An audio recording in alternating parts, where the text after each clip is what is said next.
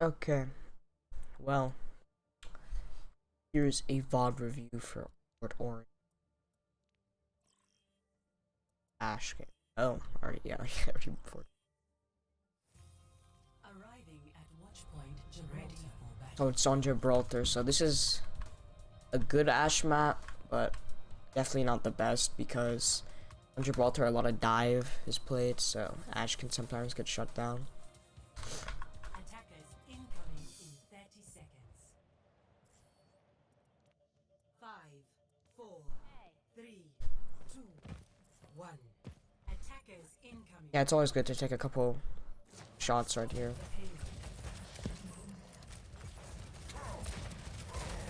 Good dynamite. They're running Pharah. That was dangerous to peek. You should see, like, in higher ranks right there, you'd get punished for peeking. So like you're 47 HP and you peek up there aggressively. Likely you back down and get healed. But on Ashe, you always want to just play very passive, especially when you're low, because you can get killed very easily when you're scoped in.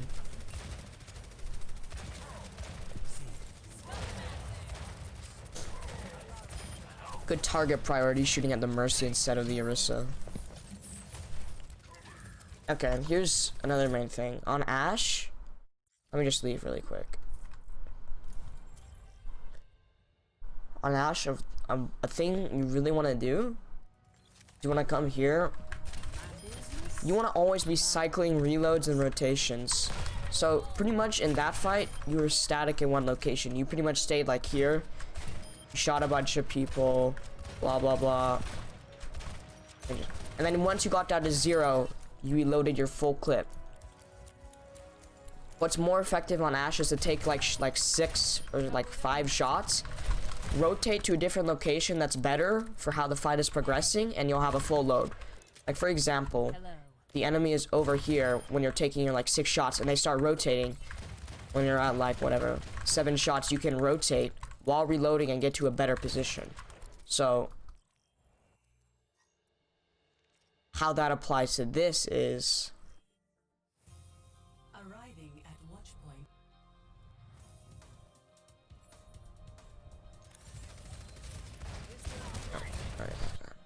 a better position here, like right here. So when you're reloading, you're like, let me see. When you're reloading, wait, hold up, not here.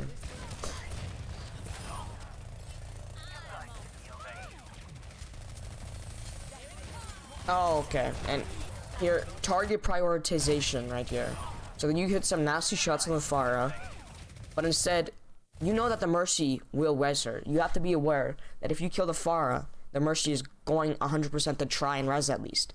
So instead of focusing the Mercy, which I get it, you didn't see her and you already checked your dynamite, but in your head, you have to use your game sense and think, where would the Mercy be in order to res her? So then you tunnel vision on Orisa instead of shooting the Mercy, and you let the Pharah res. So right here, you're low on ammo, you're halfway. Instead, you know that they're coming close, like they're coming right here. So this spot right here provides like little value on Ashe since you're so close to the fight that you can get poked out a lot. So you should rotate back here onto this high ground preparing to rotate to this high ground instead of staying here. So you're at 8 bullets. So while you're reloading, you should be rotating up to this high ground. On Ashe, you always want to like shoot half your clip and reload while you're rotating.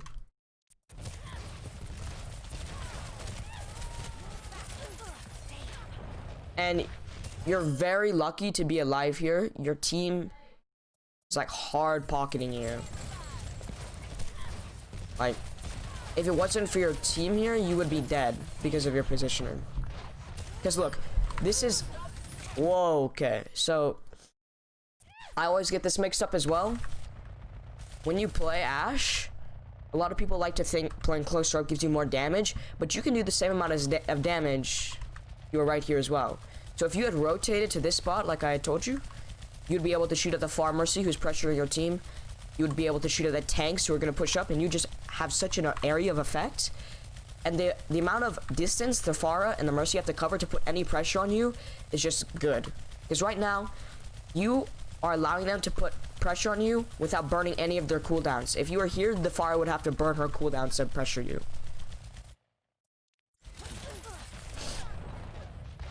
And here you're walking up instead of down. And I don't know why you did this. I think maybe you were getting stressed out because they were pushing the cart. But that shouldn't be your job. Maybe you're trying to reset. But as Ashe, you just want to control high ground. Because look at their team comp. The only way they're going to contest you high ground is with their Far Mercy. And you can shut that down if you have pocket. There, I would have preferred if you... Since you are here. If you were here, you would have probably killed 2. Then, while you're reloading like your 8 to 10 bullets, you'd rotate up here. And then you do your pitch shots. And then when you're down more bullets and they're pushing the payload further, you would rotate right here. And then you would rotate right here. It's just a game of rotation and reload with Ashe. So yeah, you kind of fed. Oops.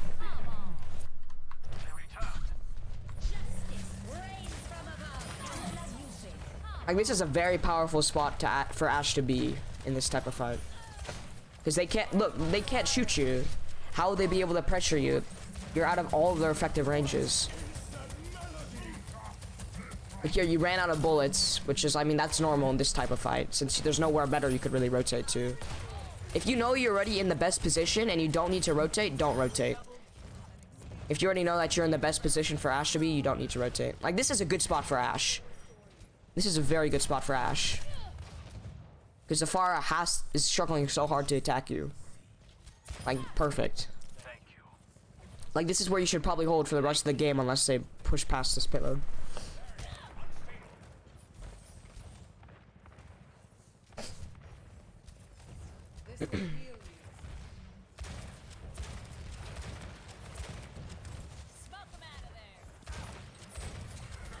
People sometimes position Ashe as a McCree other than a sniper, and you're doing Ashe's positioning right now.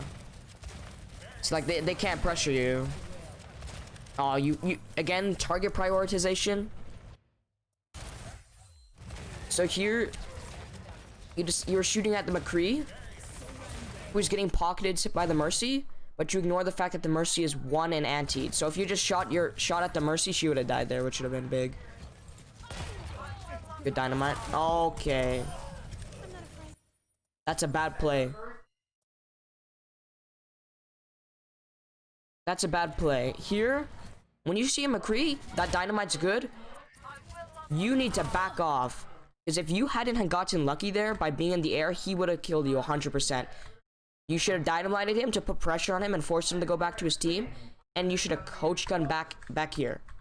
You should have coach gun back here. Because if you're playing in the McCree's effective range to kill you, you're going to lose a duel. But if you play in your own effective range, which is back here, you win the duel. Okay.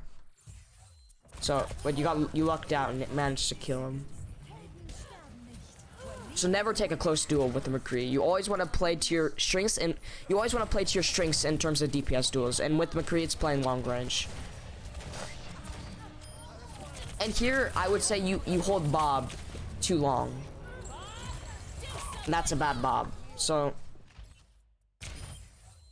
Bob is the best tool, either A, to engage a fight, or B, mid-fight. And he's good mid-fight because it allows so many avenues of pressure. So, you want to shoot Bob when the Ana doesn't have sleep. And it's hard to track that, especially since you're up here, and if your team isn't calling it, it's kind of impossible. But here would be a good Bob spot to throw it. Because if the tanks see the Bob coming, they have to rotate. And then the Bob can get free shots. So you have to shoot Bob into a position where you think it'll apply the most of pressure to the tanks. And here you just gotta be aware of the Tracer. But there's not much you can do here. You just die. You used coach guns, so. Tracer just hit some dashy shots. But your team clutches up, I guess. Chasing a Tracer, that's kind of fine if you're... But don't overextend the Chaser, that's good.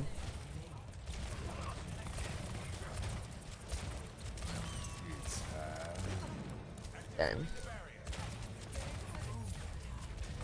So again, you're only shooting at the McCree, but there's an Ana right behind them. So you just have to think, am I going to shoot the McCree who's being pocketed by both supports, or am I going to shoot the supports that are pocketing him? Good job killing Bongo. Okay, good. That's good target prioritization. Aiming at the Mercy through the shield. That's good. Overall, it's a clean fight. Clean fight. Now on the attack.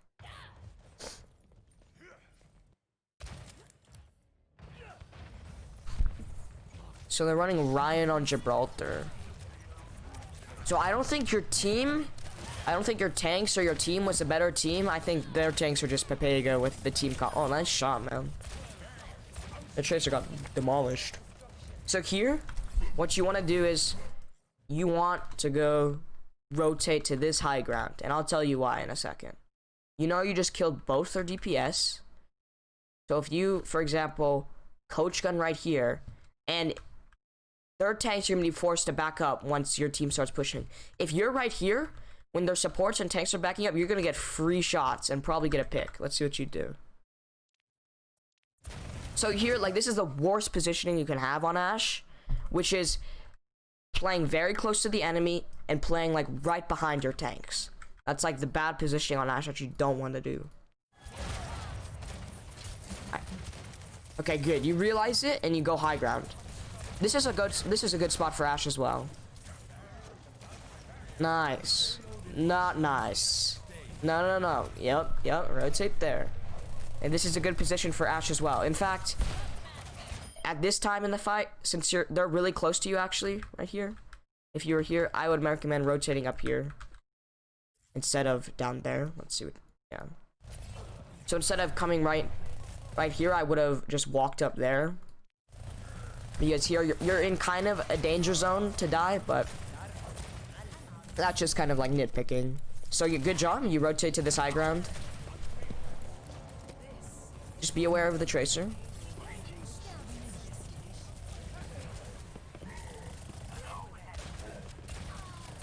Nice. And there, I don't think that Dynamite isn't really good for 1v1 duels. Like, you chucked the Dynamite at the Tracer knowing she had a recall, so I would recommend just chucking it at the Zarya.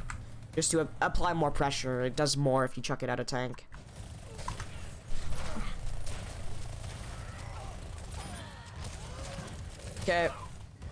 Okay, you got lucky there. Poggers. Yeah, this is fine. Grabbing the health pack. Yeah, your team kind of clutched up there. So overall, that was a good game by you. You had some great shots. The main thing I would recommend is timing your reloads. You don't want to just shoot 15 bullets and then reload 15 bullets. You want to shoot like 4 or 5, rotate to a new place, or you don't have to rotate, but you just want to shoot 4 or 5, reload while rotating, shoot another 4 or 5, and then once you're in a very good spot, like if you're in the best position for the fight, you just unload your full clip and you just reload. Like, so the main thing is finding the best position to be in on Ashe, which is usually at a medium to farish distance while being on a high ground that's hard to contest.